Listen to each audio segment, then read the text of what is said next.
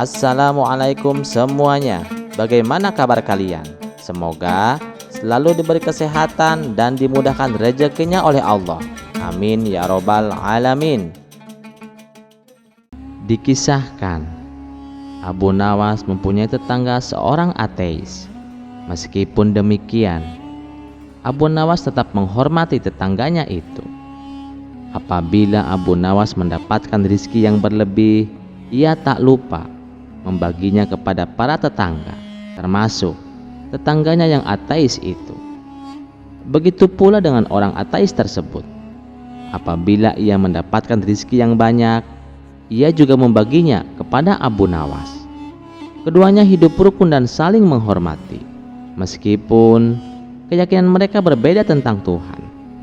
Namun ada satu hal yang membuat tetangga ateis tidak suka dengan perilaku Abu Nawas.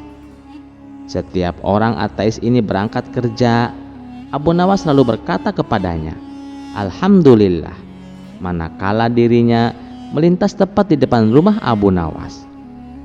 Sebenarnya, ucapan tersebut bukanlah untuk mengolok-olok dirinya selaku ateis, karena Abu Nawas selalu mengatakan Alhamdulillah kepada siapapun yang lewat di depan rumahnya. Dan memang sudah menjadi kebiasaan Abu Nawas seperti itu di setiap paginya. Lama-kelamaan tetangga ateis merasa risih dan terganggu dengan ucapan tersebut. Suatu pagi saat ia hendak berangkat kerja, ia mendapati Abu Nawas sedang duduk di depan rumah saat dirinya melintas tepat di depan rumahnya. Abu Nawas sambil tersenyum kepadanya. Abu Nawas mengatakan, "Alhamdulillah." Tetangga ateis tersebut sangat marah. Dia berkata, "Tidak ada Tuhan," teriaknya dengan mata melotot. Abu Nawas sontak terkejut melihat tetangganya yang tiba-tiba marah. "Hai kawan, kenapa kau begitu emosi? Memangnya apa salahku?" tanya Abu Nawas heran. "Aku tidak suka dengan ucapanmu. Jangan ucapkan kata-kata itu di depanku," bentak orang ateis tersebut. Karena tak ingin ribut dengan tetangganya, Abu Nawas memilih untuk mengalah. "Baiklah kawan, aku tidak akan mengulanginya," ucap Abu Nawas. Akibat kejadian itu, hubungan akrab mereka berdua menjadi renggang.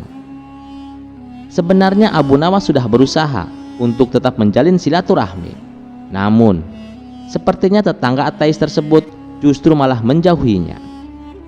Pada suatu malam, Abu Nawas merasakan lapar yang amat sangat, sedangkan dirinya tak punya uang sepeser pun untuk membeli makanan.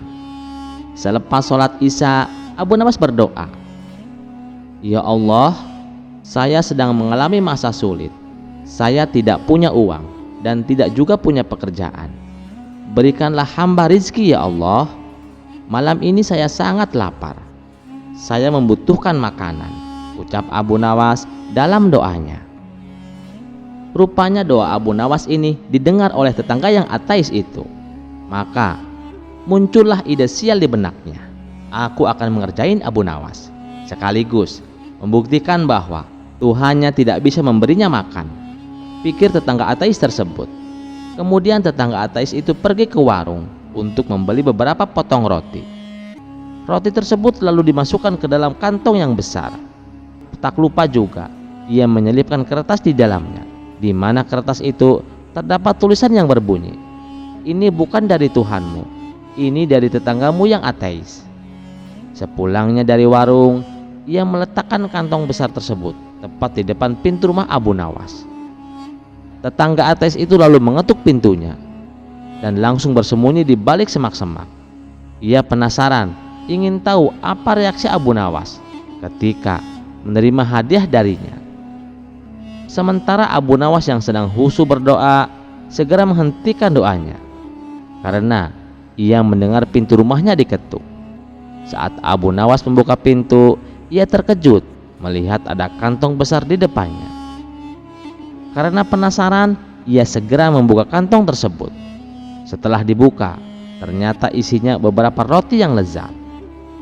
Abu Nawas langsung bersujud sebagai tanda rasa syukurnya. "Alhamdulillah ya Allah," ucap Abu Nawas setengah teriak. Namun tiba-tiba Ia dikagetkan oleh secari kertas yang berada di antara tumpukan roti itu. Begitu ia mengambil dan membacanya, ternyata kertas itu bertuliskan, "Ini bukan dari Tuhanmu, ini dari tetanggamu yang ateis." Sejenak Abu Nawas terdiam. Dia pasti sedang mengawasiku dari suatu tempat. Dia mencoba menggoda keyakinanku, pikir Abu Nawas. Dengan suara lantang, Abu Nawas berteriak, "Terima kasih ya Allah, Engkau telah mengirimku makanan melalui setan. Dan setan pula yang membayar semua makanan ini." Tetangga ateis tersebut tentu saja menjadi kecewa. Ia tak menyangka disebut setan oleh Abu Nawas. "Dasar kurang ajar, bukannya berterima kasih padaku, tapi justru berterima kasih kepada Tuhannya. Malah aku disebutnya sebagai setan," gerutuknya dalam hati. Kisah selanjutnya. Pada suatu malam, penduduk desa dikejutkan oleh kabar bahwa arwah seorang lelaki bernama Husein gentayangan. Husein adalah teman Abu Nawas yang terkenal suka berhutang di mana-mana dan meninggal sebelum sempat melunasi utang-utang itu. Beberapa orang mengaku melihat arwah Husein berkeliaran sambil menangis di kuburannya. "Aku belum bayar utang," suara arwahnya mengereng-ereng di malam hari. Penduduk desa ketakutan. Mereka tak berani keluar rumah setelah matahari terbenam. Bahkan ada yang mulai berpikir untuk pindah desa. Mendengar hal ini, Abu Nawas hanya tersenyum tipis. Kalau arwah gentayangan karena hutang, berarti kita harus menyelesaikan masalah utangnya, kata Abu Nawas dengan tenang. Namun diam-diam ia merasa penasaran. Malam itu, dengan membawa lentera, Abu Nawas pergi ke kuburan tempat arwah Husein sering muncul. Di sana, samar-samar ia melihat bayangan putih melayang di bawah pohon besar. Abu Nawas pura-pura ketakutan, namun mendekat perlahan.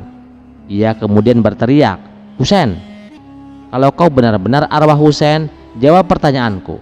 Siapa yang kau utangi paling banyak?" Arwah itu terdiam sejenak, lalu menjawab dengan suara lirih, "Banyak sekali."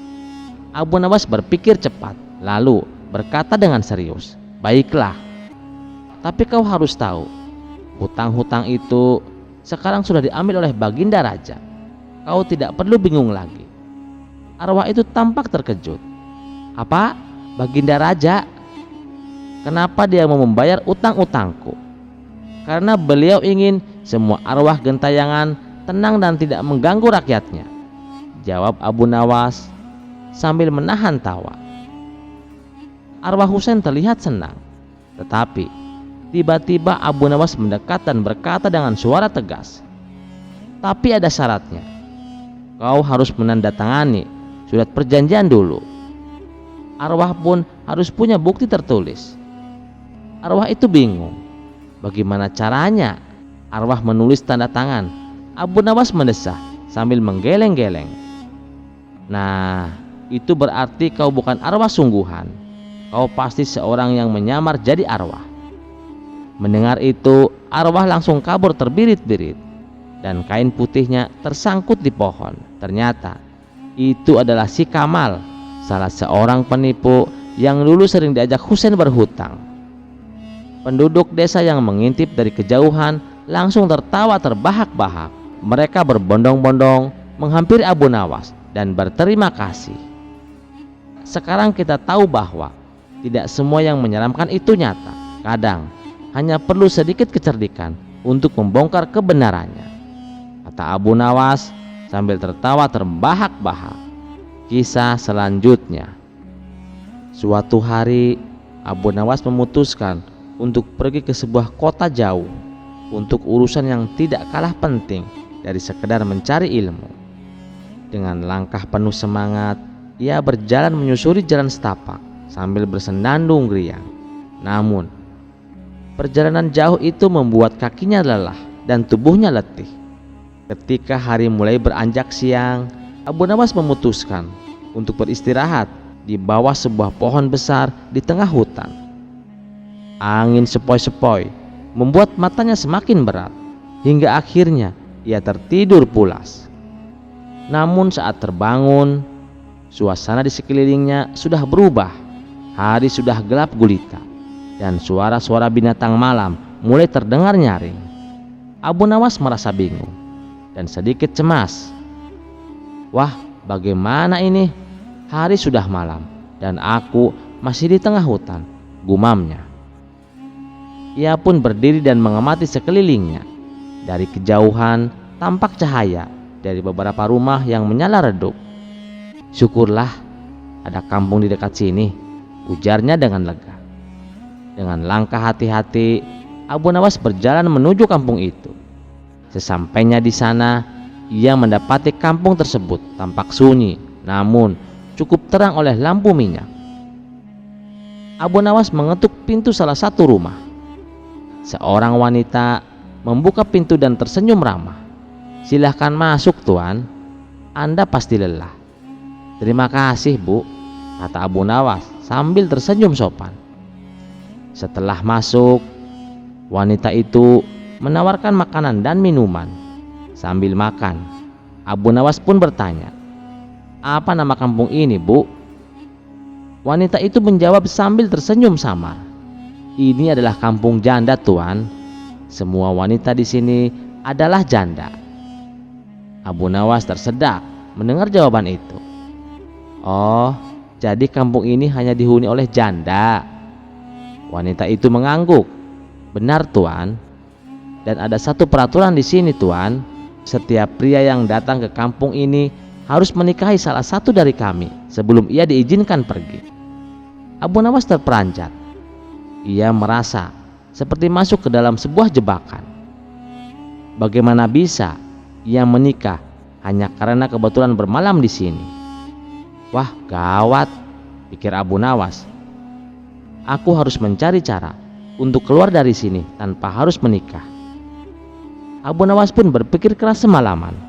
Keesokan paginya, para janda sudah berkumpul di depan rumah, menunggu Abu Nawas keluar. Mereka siap untuk memilih Abu Nawas sebagai suami. Dengan tenang, Abu Nawas keluar dan tersenyum lebar. "Wahai ibu-ibu sekalian, aku merasa sangat terhormat sudah diizinkan menginap semalam." Dalam hati Abu Nawas, hatinya deg-deg-ser melihat para janda yang sangat cantik-cantik sekali. Namun Abu Nawas sudah berjanji kepada istrinya, dia hanya akan menikah sekali seumur hidup dan akan setia kepada istrinya sampai mati. Salah seorang janda menyahut, "Tuan Abu Nawas," menyapa dengan ramah dan sangat lembut. "Tuan, Tuan bisa memilih salah satu dari kami para janda untuk dijadikan istri Tuan." Lalu Abu Nawas menjawab, "Ibu-ibu, sebelum aku menikahi salah satu dari kalian, aku harus menjalankan ritual khusus yang diwariskan oleh keluargaku." Para janda terheran-heran. "Ritual apa itu?" tanya salah satu dari mereka. Abu Nawas menjawab dengan serius, "Aku harus berlari keliling kampung 3 kali sambil meneriakkan doa khusus. Jika aku berhasil menyelesaikan ritual ini, barulah aku bisa menikah." Para janda merasa tidak ada yang aneh dengan permintaan itu dan mereka menyetujuinya. Abu Nawas pun mulai berlari. Sambil berlari, ia mengucapkan doa keras-keras. Namun, sebenarnya ia mulai mempercepat langkahnya. 1 putaran selesai, ia semakin cepat. 2 putaran selesai, ia seperti angin. Dan saat memulai putaran ketiga, tiba-tiba Abu Nawas langsung lari ke arah hutan. "Wahai para ibu-ibu, tunggu aku di sini. Aku akan segera kembali," teriaknya sambil berlari kencang. Para janda sadar bahwa mereka telah dikelabui oleh Abu Nawas. Mereka hanya bisa saling pandang dengan wajah yang penuh kekesalan. Kisah selanjutnya. Suatu hari di pasar Baghdad, Abu Nawas melihat seorang tukang ramal dikelilingi banyak orang. Dengan percaya diri, tukang ramal itu berkata, "Aku bisa membaca masa depan siapa saja. Serahkan 1 dirham dan aku akan memberitahu nasibmu." Abu Nawas yang terkenal cerdik tidak melewatkan kesempatan ini. Ia mendekati tukang ramal dengan senyum khasnya dan berkata, "Wahai peramal, aku ingin tahu tentang masa depanku. Apakah aku akan menjadi kaya raya?" Tukang ramal itu menutup matanya dan berkata dengan penuh keyakinan, "Aku melihat keberuntungan besar menghampirimu. Kau akan mendapatkan harta yang melimpah dalam waktu yang dekat." Abu Nawas mengangguk kecil dan bertanya, "Wahai peramal hebat, jika kau tahu masa depan, tentu kau tahu masa lalu. Katakan, apa yang aku lakukan kemarin?" Tukang ramal terdiam sejenak, lalu menjawab, "Kemarin kau pasti sedang menghadiri acara penting." Abu Nawas tertawa keras dan berkata, "Kemarin aku tidur sepanjang hari di rumah." Abu Nawas melanjutkan, "Sepertinya kau hanya mengarang cerita, Tuan." Kerumunan mulai tergelak, tapi tukang ramal itu tidak menyerah begitu saja. Kemudian ia berkata, "Kalau begitu beri aku 1 dirham lagi, dan aku akan memberitahumu sesuatu yang lebih akurat." Abu Nawas tersenyum licik. Ia mengeluarkan segenggam dirham dan bertanya, "Kalau kau benar-benar peramal, katakan di mana aku menyembunyikan dirham-dirham ini setelah ini." Tukang ramal itu tampak gugup, tapi ia menjawab dengan yakin, "Kau menyembunyikannya di dalam saku, bukan?" Abu Nawas lalu dengan cepat menyembunyikan semua dirhamnya di dalam kopiah di kepalanya. "Salah lagi, wahai peramal. Aku menyembunyikannya di sini," katanya sambil menunjuk kepalanya. Kerumunan pun tertawa terbahak-bahak. Tukang ramal itu mulai kehilangan wibawa, tetapi masih mencoba untuk mempertahankan harga dirinya. Namun Abu Nawas belum selesai. Ia berpura-pura serius dan berkata, "Tunggu sebentar. Jika kau benar-benar peramal, katakan padaku, apa yang akan terjadi 5 menit lagi?" Tukang ramal berkata, "5 menit lagi kau akan menyesal karena telah meragukanku." Abu Nawas tersenyum dan berkata, "Baiklah, coba kita lihat."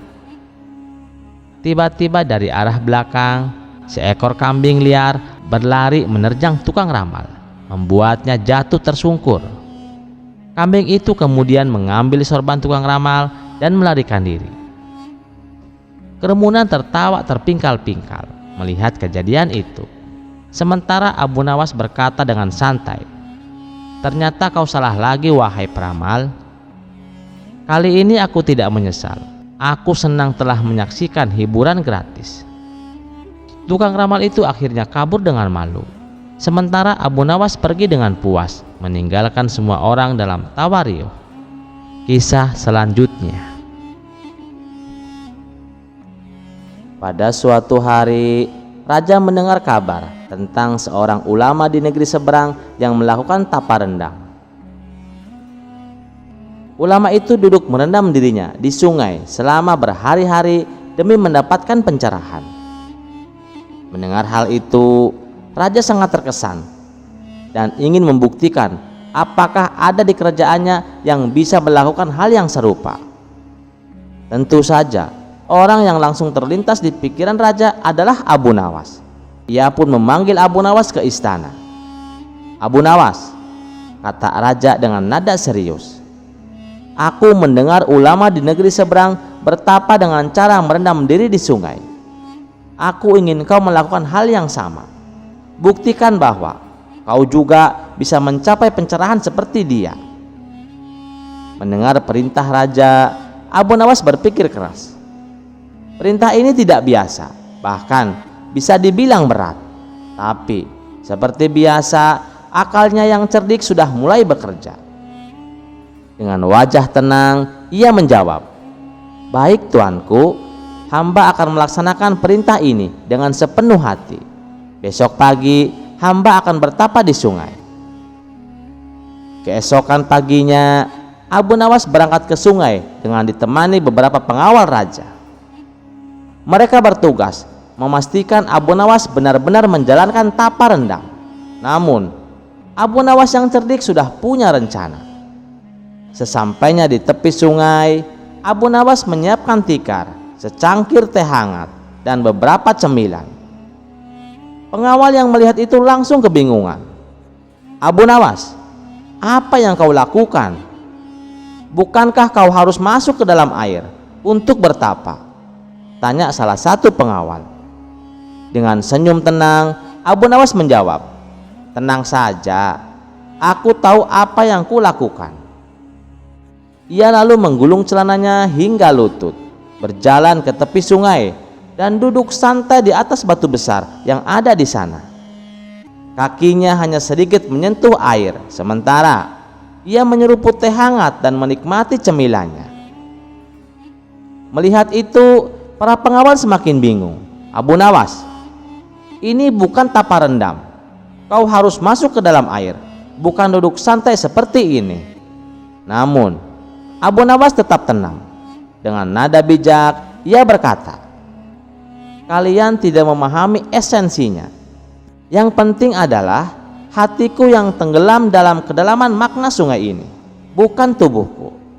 Jika hatiku sudah terhubung dengan air, itu berarti seluruh jiwa dan ragaku sudah berendam." Para pengawal terdiam. Mereka tidak tahu harus membantah bagaimana. Logika Abu Nawas memang sulit dipatahkan.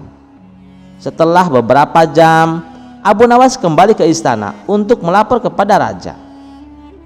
"Tuanku," kata Abu Nawas dengan wajah penuh kebijaksanaan, "hamba sudah melaksanakan tapa rendam seperti yang Tuan perintahkan." Raja penasaran, "Bagaimana perasaanmu setelah bertapa, Abu Nawas? Apakah kau mendapatkan pencerahan?" Dengan penuh percaya diri, Abu Nawas menjawab, "Tentu tuanku, hamba menyadari sesuatu yang luar biasa. Pencerahan sejati tidak memerlukan seluruh tubuh tenggelam di air. Cukup dengan merendam kaki, minum teh hangat, dan merenung, hati hamba sudah menyatu dengan alam." Awalnya raja hendak marah karena merasa Abu Nawas tidak sungguh-sungguh. Namun, mendengar jawaban itu, raja justru tertawa terbahak-bahak. "Abu Nawas, kau memang selalu punya cara unik untuk keluar dari situasi sulit. Baiklah, aku puas dengan tapa rendammu," ujar raja sambil tersenyum. Abu Nawas pun tersenyum lebar, bangga karena sekali lagi ia berhasil menjalankan perintah raja dengan kecerdikannya. Kisah tapa rendam yang unik ini membuat seluruh istana tertawa dan mengagumi kecerdikan Abu Nawas. Kisah selanjutnya. Pada suatu hari, Abu Nawas mendatangi seorang ulama besar di masjid. Dengan wajah penuh rasa ingin tahu, ia bertanya, "Wahai Tuan Guru, aku mendengar bahwa ada mayat yang ditolak oleh bumi. Benarkah itu mungkin terjadi? Jika benar, mengapa bisa demikian?" Sang ulama tersenyum bijak. Ia tahu bahwa Abu Nawas bukan sekedar bertanya, tetapi ia ingin belajar sesuatu yang mendalam. Maka ia pun mulai bercerita. "Abu Nawas, dengarkanlah. Ada sebuah kisah dari masa Rasulullah yang menjadi pelajaran besar bagi kita semua. Dahulu ada seorang lelaki Nasrani yang memutuskan masuk Islam. Ia belajar Al-Quran dengan tekun, bahkan hafal surah Al-Baqarah dan Al-Imran. Ia juga sering membantu Rasulullah dalam menulis. Dari luar, ia tampak seperti muslim yang baik. Namun, dalam hatinya, iman itu tidak tumbuh." Abu Nawas mengangguk penuh perhatian.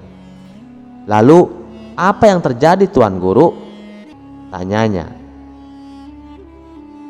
Sayangnya lelaki itu akhirnya murtad dan kembali ke agamanya yang lama. Tidak hanya itu, ia mulai mencela Nabi Muhammad dengan ucapan yang sangat buruk.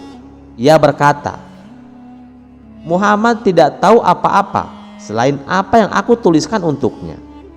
Tentu saja ini adalah kebohongan besar dan penghinaan yang amat keji terhadap Rasulullah." Lanjut sang ulama. Abu Nawas mengeritkan dahi. Lalu apa yang dilakukan Rasulullah terhadapnya? Sang ulama melanjutkan, Rasulullah tidak perlu melakukan apapun karena Allah sendiri yang menunjukkan kekuasaannya. Tak lama setelah itu, lelaki itu meninggal dunia. Kaumnya mengurusi jenazahnya dan menguburkannya dengan hormat. Tetapi keajaiban terjadi. Keesokan harinya, mereka menemukan mayatnya tergeletak di atas tanah, keluar dari kuburnya. Sang ulama melanjutkan, kaumnya mengira bahwa ini perbuatan Rasulullah dan para sahabat. Maka mereka menggali lagi kuburannya, kali ini lebih dalam, lalu menguburkannya kembali. Tapi keesokan harinya, mayat itu kembali ditemukan di atas tanah. Mereka mencoba lagi untuk ketiga kalinya, menguburkannya lebih dalam lagi. Tapi tetap saja mayat itu tergeletak di atas bumi keesokan harinya. Sang ulama melanjutkan dengan nada serius. Akhirnya mereka sadar bahwa ini bukan perbuatan manusia. Allah menolak bumi untuk menerima jasad lelaki itu sebagai hukuman atas dusta dan penghinaan yang dilakukannya terhadap Nabi Muhammad. Pada akhirnya mereka membuang mayat itu jauh dari pemukiman mereka. Abu Nawas termenung mendengar cerita itu. Setelah beberapa saat, ia berkata, "Sungguh ini pelajaran besar. Tidak ada yang bisa melawan kehendak Allah. Bahkan bumi pun tunduk kepadanya. Dan kehormatan Rasulullah dijaganya dengan cara yang luar biasa." Sang ulama tersenyum. "Benar sekali Abu Nawas. Maka jagalah lisanmu, hatimu, dan imanmu. Hormatilah Rasulullah sebagaimana Allah memuliakannya." Abu Nawas bangkit dan mengangguk dengan hormat. "Terima kasih Tuan Guru. Kisah ini akan aku ceritakan kepada orang-orang agar mereka semakin mencintai Rasulullah dan berhati-hati dalam setiap perkataan mereka." Kisah selanjutnya. Suatu hari, Abu Nawas membeli seekor domba dengan bulu yang sangat indah. Meski begitu, ia tidak terlalu memperdulikannya. Baginya, domba itu hanyalah hewan ternak biasa. Dan tujuan ia membeli domba itu tidak lebih dari untuk disembelih dan dagingnya dijadikan hidangan. Hingga pada suatu hari di alun-alun kota Baghdad ada kontes perlombaan domba sehat. Siapa saja yang dombanya paling sehat akan menjadi pemenang dan berhak mendapatkan hadiah uang. Tanpa rencana serius, Abu Nawas pun iseng mengikuti lomba tersebut. Tak disangka, dombanya keluar menjadi pemenang. Sebagai juara, Abu Nawas berhak mendapatkan hadiah sebesar 50 dinar dalam bentuk 5 koin, masing-masing bernilai 10 dinar. Namun saat penyerahan hadiah, tiba-tiba koin tersebut terjatuh dan langsung dimakan oleh si domba. Melihat kejadian itu, Abu Nawas menjadi emosi dan khawatir. "Aku menyesal ikut lomba ini. Jangan-jangan dombaku bisa mati gara-gara menelan koin-koin itu," gumam Abu Nawas dengan gusar. Satu panitia yang melihat kepanikan mencoba menenangkannya. "Tenang Tuan Abu, uangnya bisa dikeluarkan. Tidak perlu panik Tuan," kata panitia. "Oh ya? Bagaimana caranya?" tanya Abu Nawas. Panitia itu pun menjawab, "Berikan domba itu kopi Tuan, lalu tepuk-tepuk pantatnya. Nanti uangnya akan keluar dari mulutnya." Awalnya Abu Nawas merasa ragu. Saran itu terdengar aneh dan tidak masuk akal. Tapi karena penasaran, ia pun memutuskan untuk mencobanya. Dalam perjalanan pulang, ia mampir ke warung kopi langganannya.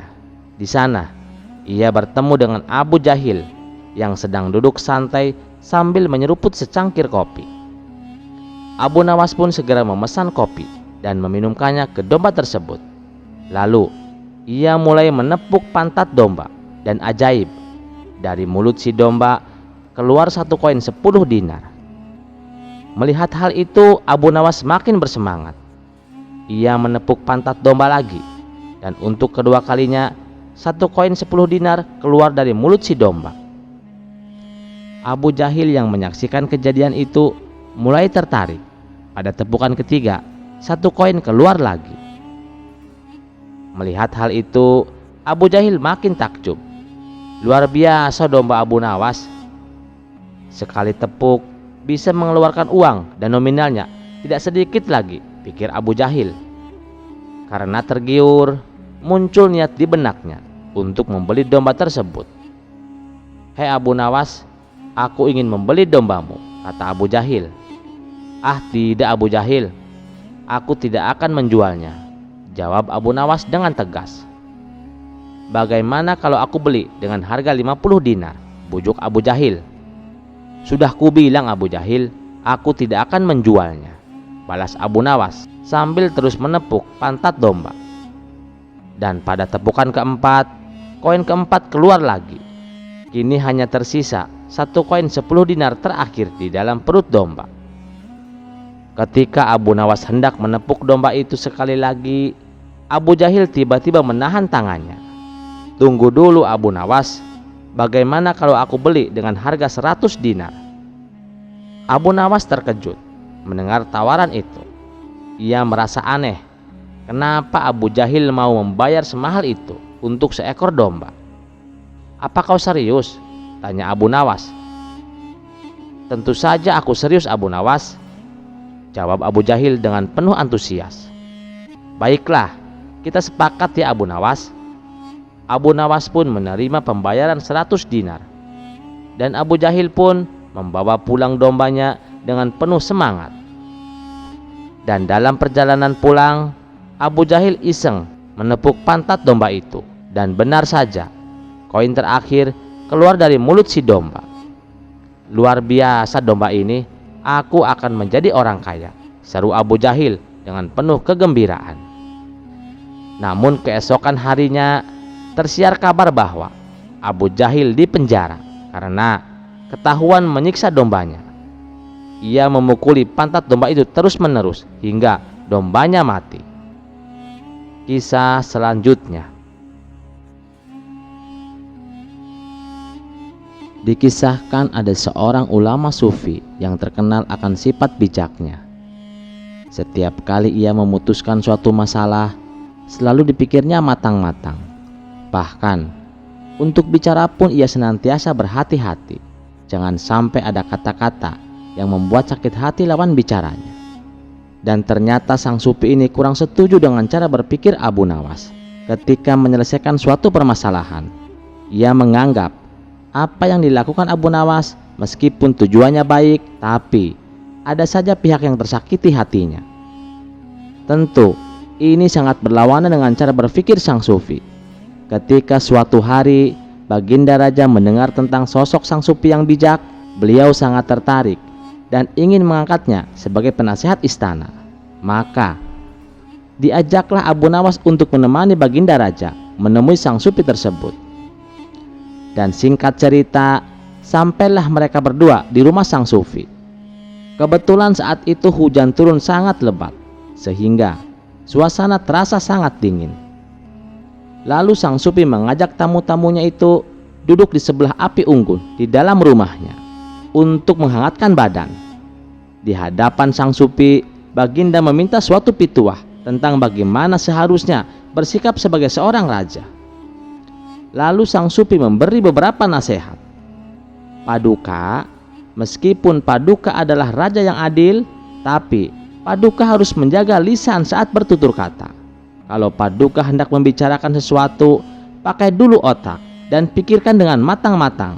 Setelah itu, baru katakan dengan kalimat baik dan benar. Karena lisan itu lebih tajam daripada pedang. kata Sang Supi menuturkan. Mendengar itu, Baginda sangat terkesan dengan pribadi Sang Supi yang selalu berhati-hati di setiap tindak tanduknya. Di sela-sela obrolan yang serius itu, tiba-tiba Abu Nawas berceletuk, "Tuan Sufi, aku ingin mengatakan sesuatu. Apakah boleh, Tuan?" Sesaat Sang Supi menatap tajam ke arah Abu Nawas. Pasti dia akan berkata yang menakjubkan, "Aku sudah tahu," tutur katanya yang selalu menipu. Tapi aku sudah siap jawabannya. Justru ini saat yang tepat untuk menasihatinya, pikir Sang Sufi. Kalau menyangkut kebenaran, silahkan katakan saja. Dan ingat, jangan gunakan lisan untuk berkata yang tidak ada gunanya. Juga, sebelum kamu berkata, berhati-hatilah. Gunakan kalimat yang benar dan baik, agar lawan bicaramu tidak sampai sakit hati, kata Sang Supi menasihati.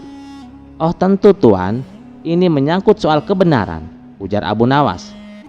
"Bagus, silahkan, apa yang ingin kau katakan?" ucap Sang Sufi. "Tuan Sufi, sebelumnya mohon maaf Tuan, aku melihat ada benda berwarna merah mendekati baju Tuan," kata Abu Nawas memberitahu. "Benda warna merah? Maksudnya?" tanya Sang Sufi. "Maaf Tuan, bukannya saya lancang. Itu benda yang berwarna merah yang apabila dipegang rasanya sangat panas," jawab Abu Nawas. "Iya, benda apa itu?"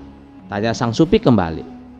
"Saya mohon maaf sekali lagi Tuan, sepertinya sepercik api unggun mulai membakar jubah Tuan," jawab Abu Nawas. Seketika itu Sang Supi melihat jubah yang sebagian sudah hangus terbakar. "Kenapa kamu tidak langsung memberitahuku? Jangan berkata bertele-tele seperti itu," kata Sang Supi merasa geram. "Tuan, ini kan sesuai dengan nasihat Tuan. Aku harus berpikir dulu sebelum mengatakannya. Aku tak ingin Tuan sampai sakit hati mendengarnya," balas Abu Nawas cengengesan. Sang Supi segera melepaskan jubahnya dan memadamkan api yang menempel. Sementara Baginda Raja spontan tertawa melihat tingkah laku Abu Nawas ini. Kisah selanjutnya. Di sebuah desa terpencil, tinggallah seorang ulama besar yang sangat disegani karena ilmunya. Ulama itu sangat dikenal akan kecerdasannya, terutama tentang agama dan moralitas. Saat ulama itu hendak memasuki sebuah masjid, tak sengaja sang ulama mendengar beberapa muridnya sedang membicarakan Abu Nawas. Ulama itu segera mendekati, lalu bertanya kepada mereka, "Siapa Abu Nawas itu?" Salah satu muridnya menjawab, "Maaf Tuan Guru, Abu Nawas adalah orang yang paling cerdas di kota Baghdad. Kecerdasannya tak tertandingi. Sampai-sampai Baginda Raja pun kapok ketika berdebat dengan Abu Nawas." Ulama itu tak terima mendengar ada orang yang paling cerdas daripada ulama itu. Seketika ulama itu menyuruh beberapa muridnya untuk mengundang Abu Nawas ke masjid. Tujuan ulama itu mengundang Abu Nawas semata-mata hanya ingin berdebat untuk membuktikan siapa yang paling cerdas. Kabar tentang debat panas ini tersebar di kota Baghdad. Masyarakat dan para murid ulama itu telah berkumpul di masjid untuk menyaksikan debat panas ini. Setelah Abu Nawas tiba, ulama itu mempersilahkan Abu Nawas untuk duduk di kursi panas yang sudah disiapkan. Ulama itu memulai pembicaraan. "Abu Nawas, aku dengar kamu orang yang paling cerdas di kota Baghdad. Aku mengundangmu ke sini untuk berdebat. Maaf Tuan Ulama, hamba hanyalah orang bodoh yang tidak tahu apa-apa," sahut Abu Nawas dengan nada merendah. Ulama itu melanjutkan, "Tapi aku dengar dari orang-orang bahwa Baginda Raja selalu kalah jika berdebat denganmu. Aku penasaran dengan kecerdasanmu. Tapi jika kau tidak mau berdebat denganku, maka aku akan umumkan di depan raja bahwa Abu Nawas sebenarnya adalah orang yang paling bodoh di kota Baghdad." Mendengar perkataan ulama itu, Abu Nawas terdiam sambil berbicara dalam hati. "Jangankan kamu, Baginda Raja pun aku buat kapok." Sambil tersenyum, Abu Nawas berkata, "Baiklah Tuan, jika Tuan memaksa saya untuk berdebat, saya terima tantangan Tuan. Apa yang ingin Tuan tanyakan kepada saya?" Sang ulama mengerutkan keningnya dan menatap langsung ke arah Abu Nawas. "Menurutmu, siapakah yang lebih jahat daripada setan?" tanyanya. Abu Nawas mengangguk perlahan, menunjukkan bahwa ia memahami betul betapa mendalamnya pertanyaan itu. Semua orang di masjid itu terdiam, menunggu dengan penuh antusias apa jawaban Abu Nawas. "Ya Tuan," Abu Nawas memulai dengan suara tenang, "setan memang makhluk yang dilaknat dan bertugas menggoda manusia untuk melakukan kejahatan. Namun, jika Tuan menanyakan siapa yang lebih jahat daripada setan, maka izinkan saya menjawab. Manusia itu sendiri bisa menjadi lebih jahat daripada setan." Mendengar jawaban itu, ulama tersebut tampak terkejut dan sedikit penasaran. "Apa maksudmu Abu Nawas? Bagaimana mungkin? Manusia adalah ciptaan Allah yang paling mulia. Kenapa bisa lebih jahat dari setan yang terkutuk?" Abu Nawas tersenyum tipis dan mulai menjelaskan. "Setan memang selalu menggoda manusia. Ia menanamkan keinginan-keinginan jahat di hati manusia. Tetapi setan hanya bisa membisikkan. Manusia memiliki kehendak, bebas untuk memilih antara mengikuti godaan setan atau tetap berada di jalan kebenaran." Kemudian dengan penuh keyakinan Abu Nawas melanjutkan, "Namun ada manusia yang telah menerima godaan. Mereka justru melakukan kejahatan dengan kesadaran penuh. Bahkan mereka menjadi terbiasa melakukan keburukan. Mereka tidak lagi memerlukan godaan setan karena kejahatan sudah tumbuh dalam hati mereka sendiri. Mereka melakukan perbuatan buruk dengan kesadaran yang utuh, tanpa penyesalan atau rasa takut kepada Allah." Ulama itu terdiam mendengar penjelasan Abu Nawas yang sederhana tapi mendalam maknanya. Namun, ia belum sepenuhnya puas.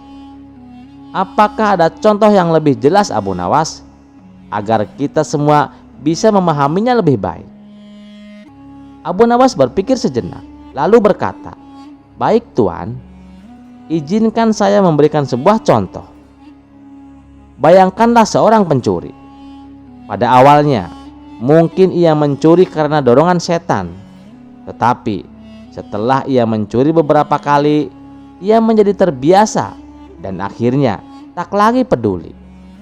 Ia akan mencuri lagi dan lagi. Bahkan ia akan mulai merugikan orang tanpa ada rasa bersalah. Ia tak hanya berhenti pada mencuri, tetapi ia mungkin mulai melakukan kejahatan yang lebih besar demi keuntungannya sendiri." Orang-orang di masjid itu mulai mengangguk, memahami maksud Abu Nawas. Sang ulama pun berpikir keras, mengakui kebenaran dalam kata-kata Abu Nawas.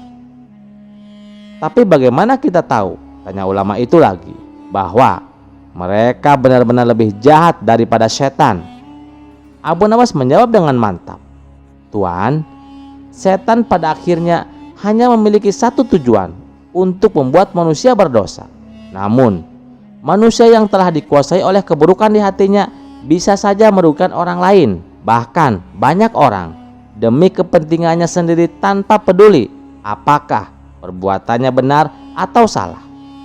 Bahkan, mereka bisa berbohong, menipu, mencuri, atau bahkan membunuh hanya untuk memuaskan keinginan mereka sendiri. Setan hanya membisikkan keburukan, tetapi manusia yang jahat bisa berbuat lebih dari itu. Mereka bisa memaafkan keburukan itu untuk tujuan pribadi yang lebih besar, untuk keserakahan atau kekuasaan. Ini yang membuat mereka lebih jahat daripada setan itu sendiri." Ulama itu terdiam sejenak, lalu ia tersenyum, merasa puas dan kagum dengan penjelasan Abu Nawas. Ia pun mengakui akan kecerdasan Abu Nawas. Ulama itu lalu berkata, "Abu Nawas, kamu benar-benar cerdas. Raja dibuat kapok oleh kecerdasanmu."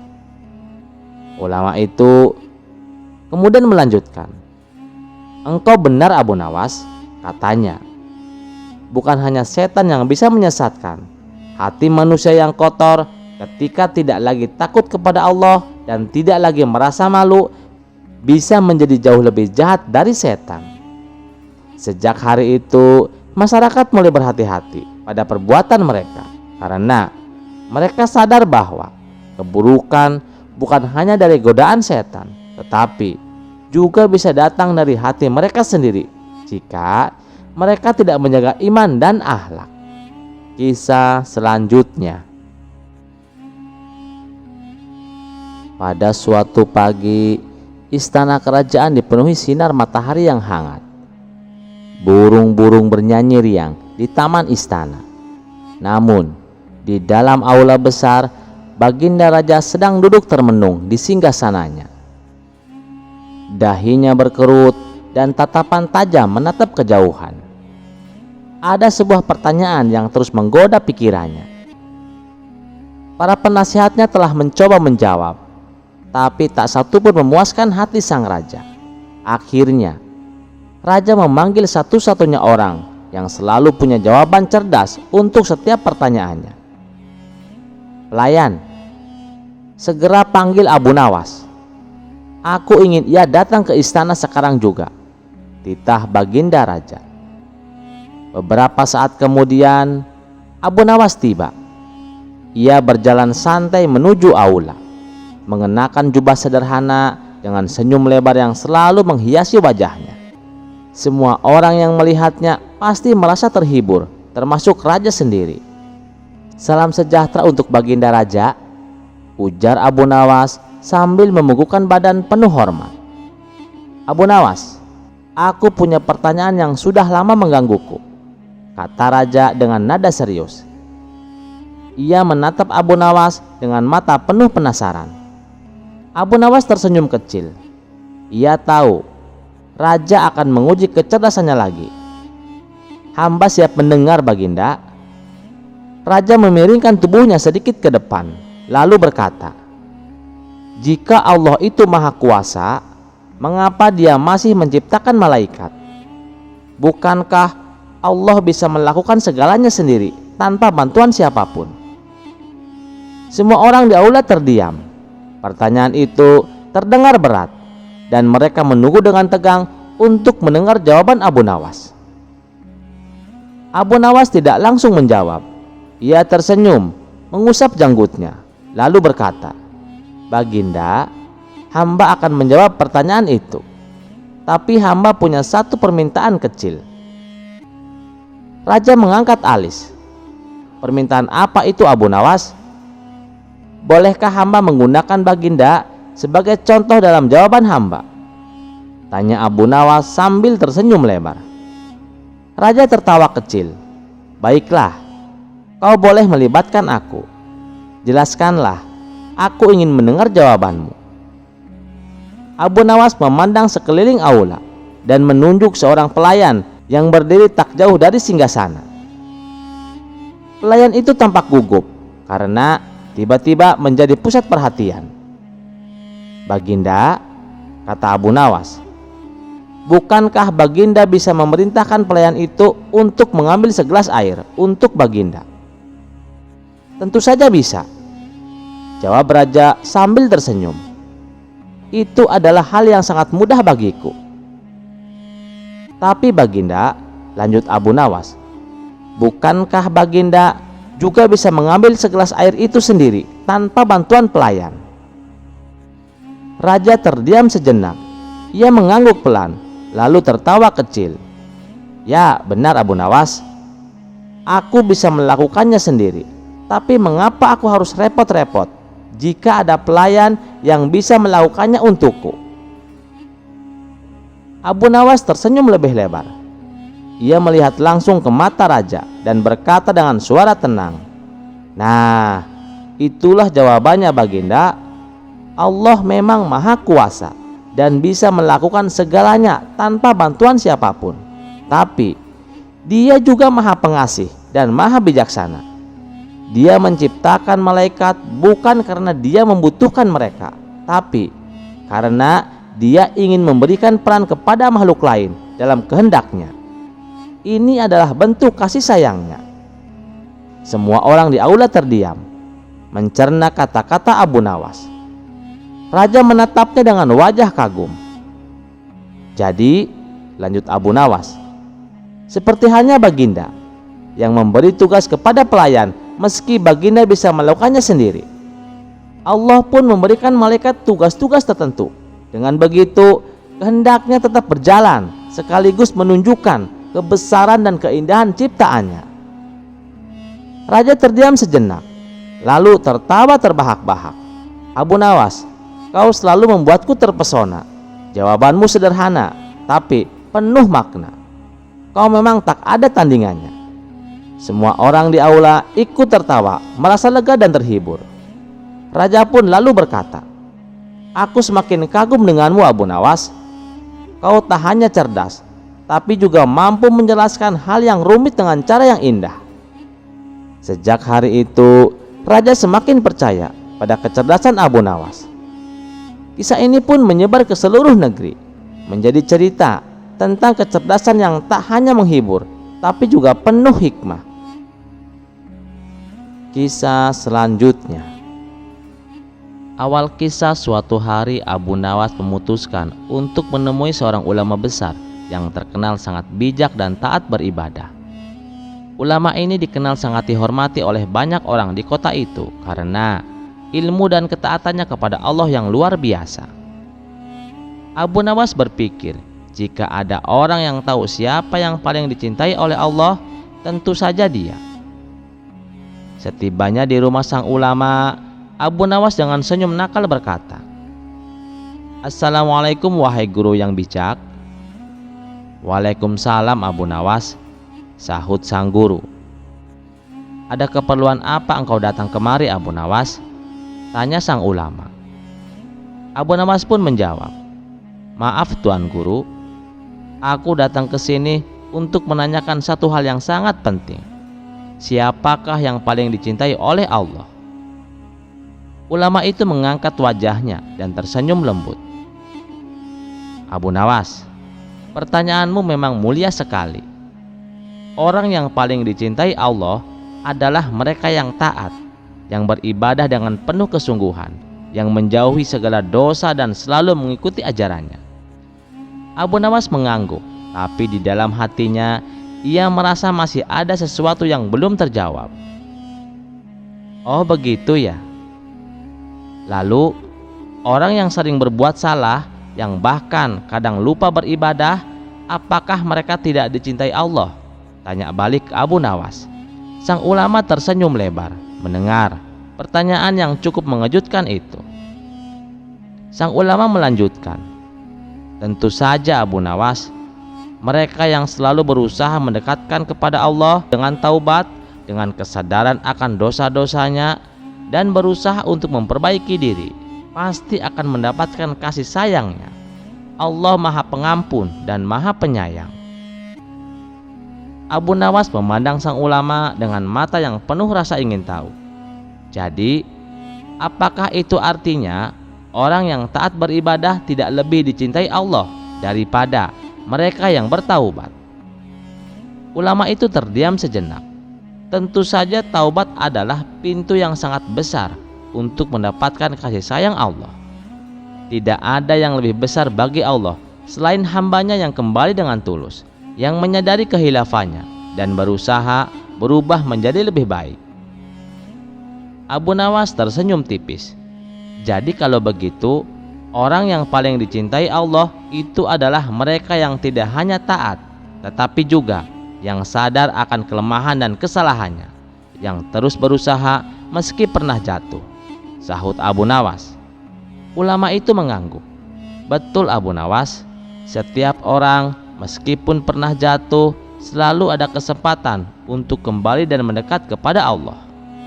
Allah sangat mencintai hambanya yang selalu kembali kepadanya dengan hati yang tulus, sahut sang ulama. Setelah mendapatkan jawaban yang memuaskan dari sang ulama, Abu Nawas dengan penuh renungan pulang dari rumah sang ulama. Ia merenungkan kata-kata ulama tersebut, menyadari bahwa bukan hanya orang yang taat yang dicintai Allah, tetapi juga mereka yang berusaha dengan sepenuh hati untuk memperbaiki diri, bahkan jika mereka pernah tersesat. Kisah selanjutnya dikisahkan ada 3 orang pemuda miskin yang ingin merubah hidupnya menjadi orang sukses tanpa harus bekerja ataupun berusaha. Mereka adalah Abu Nawas, Amar, dan Hafiz. Ketiga orang ini hidup di daerah Syam. Suatu hari mereka bertiga terlibat pembicaraan yang serius. Mereka sedang membicarakan tentang sosok Nabi Khidir. Konon, Nabi Khidir hanya bisa ditemui oleh orang-orang tertentu seperti para waliullah. Namun bagi orang-orang awam tentu sangatlah sulit. Adapun kebiasaan Nabi Khidir, setiap datang musim haji, beliau menunaikan sholat Jumat di Masjidil Haram. Tapi bila hari Jumatnya bertepatan dengan hari wukuf, dan pada hari itu hari wukuf kebetulan jatuh pada hari Jumat, bila bisa bertemu dengan Nabi Khidir, kita bisa meminta didoakan apa saja. Kita bisa kaya tanpa harus bekerja keras, kata Abu Nawas. Tapi kan untuk bisa bertemu dengan beliau sangatlah sulit, sambung Amar. Jangan khawatir, bukankah musim haji tahun ini wukufnya jatuh pada hari Jumat? Yang saya dengar, di hari tersebut Nabi Khidir sholat Jumatnya di Masjidil Haram. Kita cari beliau di sana, usul Abu Nawas. Tapi bagaimana caranya Abu Nawas? Kita kan tidak tahu mana yang Nabi Khidir dan mana yang bukan, tanya Hafiz. Oh, gampang. Ciri-ciri Nabi Khidir, salah satu ibu jarinya lunak tak bertulang, jawabnya. Berarti kita harus menyelami ribuan manusia yang ada di Masjidil Haram, tanya Abu Nawas. Itulah yang sulit, keluh orang yang bernama Amar. Tapi kan tidak ada salahnya kalau kita coba, ujar Hafiz. Mereka pun sepakat untuk menemui Nabi Khidir di Masjidil Haram. Maka pada keesokan harinya berangkatlah mereka menuju tanah suci Makkah. Mereka pergi dengan bekal seadanya. Perjalanan yang mereka tempuh alangkah sulitnya. Telah 2 minggu lamanya mereka berjalan kaki, menempuh padang pasir yang luas dan gersang. Tapi belum juga sampai ke tempat yang dituju, berbagai macam rintangan telah mereka hadapi. Bukan hanya sekedar kekurangan air dan makanan, tapi juga bahaya yang mengancam jiwanya. Kadangkala mereka harus menghadapi orang-orang jahat. Kalaulah tidak dengan tekad yang kuat, tentu mereka sudah mengurungkan niatnya. Terkadang timbul juga rasa takut dan putus asa. Tetapi bila ingat Nabi Khidir, bangkitlah semangatnya. Akhirnya semua rintangan tersebut dihadapinya dengan sabar dan tabah. Segala penderitaan dalam perjalanan dianggap sebagai cobaan. Mereka begitu semangat untuk bertemu dengan Nabi Khidir. Sementara itu keadaan mereka bertiga semakin lemah. Kakinya bengkak-bengkak karena dibakar oleh panasnya padang pasir yang gersang. Apabila siang hari, mereka dibakar oleh panasnya matahari, dan bila malam hari, hawa dingin mencekam di sekujur tubuhnya. Semua itu dihadapinya dengan tabah. Ketika hampir tiba di kota Makkah, mereka menjumpai pemandangan yang menyedihkan. Waktu itu, daerah yang dilewatinya sedang dilanda wabah kolera yang luar biasa. Banyak warga yang tertular dan akhirnya meninggal. Tetapi untunglah mereka bertiga selalu dalam keadaan sehat. Dan pada keesokan harinya sampailah mereka ke tempat tujuan, yaitu kota Makkah Al-Mukarramah. Betapa bahagianya mereka bertiga. Tanpa terasa berlinanglah air matanya Segala penderitaan mereka selama dalam perjalanan terasa hilang musnah seketika. Tidak ada perasaan lain kecuali kegembiraan. Dan pada waktu itu kota Makkah sangat ramai. Ratusan ribu umat Islam berkumpul di sana, sedang menunaikan ibadah haji. Singkat cerita, tibalah waktu yang ditunggu-tunggu. Saat azan sholat Jumat berkumandang, mereka segera memasuki Masjidil Haram. Mereka lalu mengamati pintu mana yang paling banyak dilewati orang. Akhirnya, mereka pun menyusun sebuah rencana. Ketiga orang ini membagi tugas berjaga-jaga di depan pintu masing-masing. Mereka mengambil posisi sholat Jumat tepat di samping pintu keluar. Ketika sholat Jumat telah selesai, mereka segera menuju pintu keluar. Tiap orang berdiri di depan pintu yang telah ditentukan. Kemudian dihadangnya semua orang yang lewat untuk dijabat tangannya. Tidak ada seorang pun yang dibiarkan lolos. Semua orang diajaknya bersalaman, diraba pangkal ibu jarinya. Barangkali orang yang diajak salaman adalah sosok Nabi Khidir. Setelah sekian lama, mereka belum juga menemukan. Entah sudah berapa ribu orang yang mereka ajak salaman. Mereka pun hampir putus asa. Ketika suasana masjid mulai sepi dengan jamaah, tiba-tiba Abu Nawas berteriak, "Nabi Khidir! Ini dia Nabi Khidir!" teriak Abu Nawas sambil terus memegangi lelaki yang sudah tua.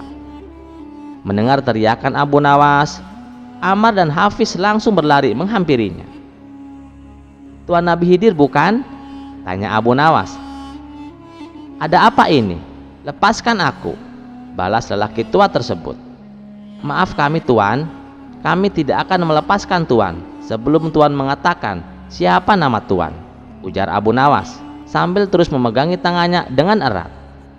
"Baiklah, aku memang Nabi Khidir. Lalu apa keperluanmu?" tanya Nabi Khidir. "Alhamdulillah, alangkah bahagianya kami semua. Begini wahai Nabiullah." Belum sempat Abu Nawas meneruskan kata-katanya, Nabi Khidir langsung memotongnya. "Aku sudah tahu maksudmu. Aku diutus oleh Allah memang untuk menemui kalian," tutur Nabi Khidir. "Kalian telah bersusah payah mencariku sampai ke sini. Sekarang katakan apa yang kalian inginkan," tanya Nabi Khidir. "Saya ingin menjadi saudagar kaya," kata Ammar dengan penuh semangat. "Saya ingin menjadi raja yang berkuasa," sambung Hafiz tak mau kalah. "Kalau kamu Abu Nawas, apa yang kau inginkan?" tanya Nabi Khidir. "Kalau saya hanya ingin menjadi orang alim," jawab Abu Nawas agak malu-malu. Mendengar permintaan Abu Nawas, Nabi Khidir pun tersenyum kepadanya. "Baiklah, apa yang kalian inginkan akan kusampaikan kepada Allah. Aku akan berdoa untuk kalian supaya keinginan kalian terwujud. Tapi ingat, ketika kalian sudah menjadi sesuai dengan keinginan kalian, kalian tidak boleh sombong dan kikir. Ingatlah selalu akan asal-usulmu. Tetaplah berbuat baik," kata Nabi Khidir berpesan. "Insya Allah kami akan menaati semua ucapanmu wahai Nabiullah," jawab mereka. "Lalu kemana kami harus pergi?" tanya Abu Nawas kepada Nabi Khidir. "Kau Ammar, pergilah ke arah timur. Sedangkan kau Hafiz, pergilah ke arah barat. Dan kau Abu Nawas, pulanglah ke kampung halamanmu." Selesai menyampaikan pesan tersebut, Nabi Khidir segera berlalu. Tapi baru saja berjalan beberapa langkah, tiba-tiba beliau hilang begitu saja. Kisah selanjutnya. Suatu hari, Abu Nawas sedang duduk di depan rumahnya, menikmati udara pagi yang segar. Beberapa orang sahabatnya mendekat, dan salah satu dari mereka bertanya, "Wahai Abu Nawas, apa yang sedang engkau renungkan pagi ini?" Abu Nawas tersenyum penuh makna. "Aku sedang memikirkan betapa besar nikmat Allah yang diberikan kepada kita, bahkan dari sesuatu yang terlihat sepele seperti napas." Salah seorang sahabatnya yang dikenal suka menggoda menjawab, "Napas? Nikmat apanya Abu Nawas?" Itu kan hal biasa. Semua orang bisa bernapas. Abu Nawas terkekeh. Kalau begitu, mari kita hitung nikmat Allah ini dari napas saja. Sehari semalam, berapa kali kita bernapas menurutmu? Mereka semua terdiam. Salah seorang dari mereka mencoba menjawab. Mungkin ratusan, Abu Nawas. Abu Nawas menggeleng. Tidak hanya ratusan, melainkan ribuan kali. Aku pernah menghitung, kira-kira 14.000 kali sehari semalam kita bernapas. Mereka semua terkejut. 14.000 kali? Bagaimana bisa engkau menghitungnya, Abu Nawas? Abu Nawas tersenyum lagi. Kali ini ia tersenyum lebih lebar. Aku tidak benar-benar menghitungnya satu persatu, tapi para tabib pernah mengukur rata-rata manusia bernapas sekitar 20 kali per menit. Kalau dihitung dalam sehari semalam itu mencapai 14.000 kali. Salah satu sahabatnya tampak kebingungan. Jadi maksudmu napas ini nikmat? Abu Nawas mengangguk. Coba bayangkan, jika Allah mencabut nikmat napas ini, berapa lama kita bisa bertahan? 1 menit? 2 menit? Mungkin hanya beberapa saat. Dan apakah kita harus membayar setiap kali kita menarik napas? Tentu tidak. Allah memberikannya cuma-cuma, tapi seringkali kita lupa untuk bersyukur. Seorang sahabat lain menunduk, merasa malu. Engkau benar, Abu Nawas. Nikmat yang besar ini seringkali kita anggap remeh. Abu Nawas menepuk bahu sahabatnya. Karena itu wahai teman-temanku, mulai sekarang mari kita jadikan setiap tarikan dan hembusan napas sebagai pengingat untuk bersyukur kepada Allah. Sebab sesungguhnya nikmatnya tak pernah putus, sedangkan syukur kita amatlah sedikit. Setelah mendengar kata-kata Abu Nawas, mereka semua terdiam, hati mereka bergetar. Sejak hari itu, mereka bertekad untuk lebih banyak mengingat nikmat Allah, bahkan dari hal-hal yang paling sederhana seperti nafas. Kisah selanjutnya. Pada suatu hari, Abu Nawas sedang berjalan melewati sebuah hutan untuk mencari kayu bakar. Ia menikmati pemandangan dan suara burung-burung yang berkicau. Namun, tanpa ia sadari, kakinya terperosok dalam sebuah lubang besar yang tampak seperti gua. Abu Nawas mencoba memanjat keluar, tetapi lubang itu terlalu licin dan dalam. Tiba-tiba muncul sesosok jin besar dengan wajah yang menyeramkan dan suara menggelegar. Siapa yang berani mengganggu tempat peristirahatan kami? Bentak si jin. Abu Nawas meskipun takut tetap berusaha menjaga ketenangannya. Dengan nada sopan ia berkata, "Aku tidak sengaja masuk ke sini, wahai jin. Aku hanyalah manusia biasa yang tersesat." Jin itu tertawa terbahak-bahak. "Manusia, kau pikir aku akan percaya begitu saja? Kau pasti mata-mata yang dikirim oleh manusia untuk mencuri harta karun di guaku." Abu Nawas menggeleng dengan cepat. "Aku tidak tahu menahu soal harta karun. Aku hanya ingin pulang ke rumahku." Namun, jin itu tetap tidak percaya. "Baiklah manusia kecil, aku akan menyandramu di sini, kecuali kau bisa mengalahkan aku dalam sebuah tantangan. Dan jika aku menang, kau akan membebaskanku?" tanya Abu Nawas.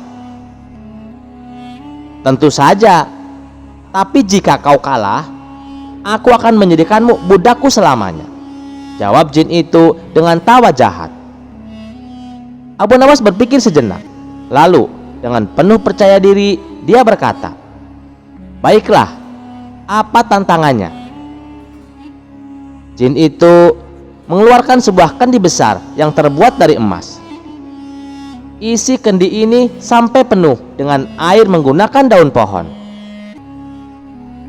Abu Nawas menatap kendi itu dan berpikir dengan keras. Tugas ini tampaknya mustahil dilakukan, tapi ia tidak ingin menyerah begitu saja. Ia mengambil daun dari pohon terdekat, mencelupkannya ke sungai kecil di gua itu, dan memeras airnya ke dalam kendi. Jin itu tertawa terbahak-bahak melihat Abu Nawas bekerja keras. Manusia bodoh, sampai kapanpun kau tidak akan bisa memenuhi kendi itu dengan cara seperti itu. Abu Nawas tersenyum kecil. Wahai jin, kau mengatakan bahwa aku harus mengisi kendi ini sampai penuh dengan air menggunakan daun pohon, bukan? Benar sekali, jawab jin itu dengan penuh percaya diri. Abu Nawas mengambil daun lagi. Kali ini ia mengangkat kendi dan menutupi mulut kendi dengan daun tersebut. Nah, sekarang kendi ini sudah penuh dengan air. Air ini tidak bisa keluar akibat daun yang menutupinya. Jin itu terdiam, menyadari kecerdikan Abu Nawas. Ia tidak menyangka manusia ini bisa memutarbalikkan logika tantangannya. Dengan kesal, jin itu pun mengakui kekalahannya. Baiklah manusia licik, kau menang kali ini. Aku akan membebaskanmu. Setelah jin membebaskan Abu Nawas, ia pun bersiap pergi meninggalkan gua. Namun, Abu Nawas tiba-tiba berhenti di depan pintu keluar dan menatap jin itu dengan pandangan serius. Wahai jin, kau pikir masalah ini selesai begitu saja? Kata Abu Nawas dengan nada tegas. Jin itu terkejut. Apa maksudmu? Bukankah aku sudah membebaskanmu? Abu Nawas tersenyum licik. Tadi kau menuduhku sebagai pencuri harta karun dan hampir menjadikanku budakmu selamanya. Itu fitnah yang tidak bisa dimaafkan begitu saja. Sekarang, gantian kau yang harus membuktikan dirimu. Jin itu bingung, tetapi ia juga takut melanggar janji. Baiklah, apa yang kau ingin aku lakukan? Abu Nawas berpikir sejenak, lalu berkata, aku ingin kau berjanji untuk tidak mengganggu manusia lagi. Jika tidak, aku akan melaporkan tempat ini kepada semua jin lain sebagai gua yang dihuni jin penakut. Wajah jin itu memerah. Tapi jika kau tetap mengganggu manusia, aku akan menyebarkan cerita bahwa kau kalah dari seorang manusia yang hanya menggunakan daun pohon, kata Abu Nawas sambil tersenyum mengejek. Jin itu panik, membayangkan reputasinya hancur. Akhirnya ia mengangkat tangannya.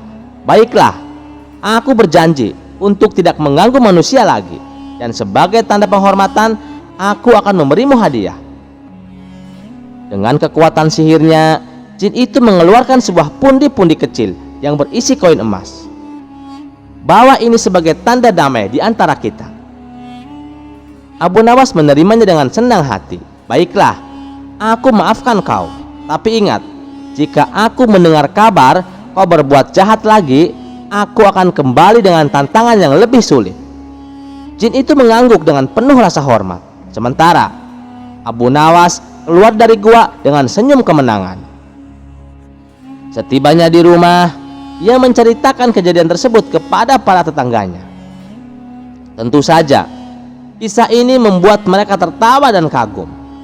Namun, Abu Nawas menyimpan satu rahasia. Ia tidak pernah berniat memberitahu jin lain soal gua itu, karena ia tahu bahwa jin tersebut sudah cukup ketakutan untuk belajar menjadi lebih baik. Dan begitulah, Abu Nawas tidak hanya pulang dengan selamat, tetapi juga dengan harta dan sebuah kemenangan yang penuh kecerdikan. Kisah selanjutnya. Di sebuah kota kecil, seorang pedagang kaya bernama Tuan Halid sedang dirundung malang. Barang dagangannya yang sangat berharga telah dirampok di tengah perjalanan. Harta yang hilang itu membuatnya putus asa, hingga akhirnya ia mendengar tentang Abu Nawas yang konon kini menjadi dukun sakti mandraguna. Dengan harapan besar, Tuan Halid menemui Abu Nawas di rumahnya. Abu Nawas, kata Tuan Halid dengan nada memelas, tolonglah aku. Kau terkenal cerdik dan penuh akal. Barang daganganku dirampok dan aku tidak tahu harus berbuat apa." Abu Nawas yang sedang duduk santai di bawah pohon tersenyum mendengar cerita itu. Di kepalanya, ide-ide nakal sudah mulai muncul. "Tuan Khalid," kata Abu Nawas sambil mengusap janggutnya, "kau datang ke orang yang tepat. Kebetulan aku sedang melatih ilmu perdukunanku. Aku bisa menemukan barang-barangmu asalkan kau bersedia mengikuti syarat dan ritualku." Tuan Khalid yang sudah putus asa langsung setuju. "Apapun akan kulakukan Abu Nawas, asalkan barang-barangku kembali." Abu Nawas pun memulai aksinya. Ia mengambil sebatang tongkat tua, sehelai kain kusut, dan kendi yang penuh air. Di depan rumahnya, ia menggambar lingkaran besar di tanah dengan tongkatnya. Lalu berdiri di tengah lingkaran sambil melantunkan mantra yang terdengar sangat aneh. "Air kendi, air petir, tunjukkan jejak sang pencuri. Tongkat sakti, tongkat suci, tunjukkan jalan tanpa basa-basi." Tuan Khalid dan beberapa orang yang ikut menyaksikan merasa kagum. Mereka yakin Abu Nawas benar-benar memiliki kekuatan gaib. Setelah beberapa saat, Abu Nawas menghentikan mantra, mengarahkan tongkatnya ke arah bukit di kejauhan, dan berkata dengan penuh keyakinan, "Barang-barangmu ada di balik bukit itu. Pergilah ke sana bersama beberapa orang kepercayaanmu. Jangan lupa membawa tongkat sakti ini sebagai penunjuk jalan." Tuan Khalid langsung bergegas ke bukit bersama beberapa orang. Benar saja, di balik bukit itu mereka menemukan jejak barang-barang yang telah dibuang oleh para perampok. Para pencuri rupanya ketakutan setelah mendengar kabar bahwa raja telah mengirim pasukan untuk menangkap mereka. Ketika Tuan Khalid kembali dengan barang-barangnya, ia sangat gembira dan penuh rasa syukur. "Abu Nawas, kau benar-benar dukun sakti. Bagaimana kau bisa tahu bahwa barang-barangku ada di sana?" tanya Tuan Khalid dengan mata berbinar-binar. Abu Nawas tersenyum tipis sambil berkata, "Tuan Khalid, ilmu ini bukan sembarang ilmu, tapi ingat, kekuatan sejati ada pada akal yang digunakan dengan bijaksana."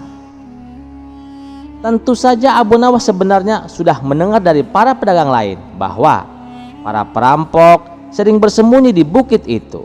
Namun ia sengaja membuat ritual sakti untuk menambah kesan magic dan mempermainkan keadaan. Cerita tentang Abu Nawas yang berhasil menemukan barang dagangan Tuan Khalid menyebar ke seluruh kota. Semua orang memuji Abu Nawas sebagai dukun sakti mandraguna. Bahkan raja pun mendengar kabar itu dan tersenyum geli karena ia tahu betul bahwa Abu Nawas adalah orang yang lebih cerdik daripada sakti. Namun Abu Nawas hanya menikmati reputasi barunya sambil tertawa dalam hati. Terkadang gumamnya, kesaktian itu hanya soal cara memanfaatkan akal sehat. Dan begitulah Abu Nawas sekali lagi menunjukkan kecerdikannya, membuat orang-orang takjub dan tetap menjadi legenda yang tak terlupakan. Sekian dulu perjumpaan kita kali ini. Sampai jumpa di kisah selanjutnya. Terima kasih yang sudah setia menonton channel ini. Wassalamualaikum warahmatullahi wabarakatuh.